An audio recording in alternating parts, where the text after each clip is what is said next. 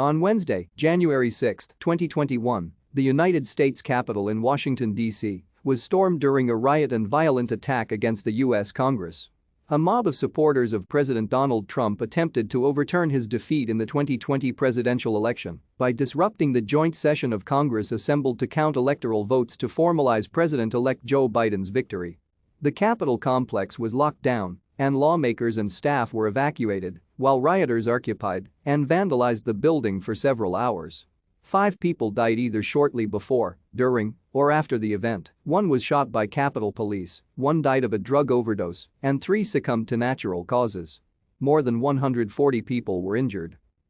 Call to action by Trump, thousands of his supporters gathered in Washington, D.C. on January 5 and 6 in support of his false claim that the 2020 election had been stolen by emboldened radical left Democrats and to demand that Vice President Mike Pence and Congress reject Biden's victory. Thank you for watching.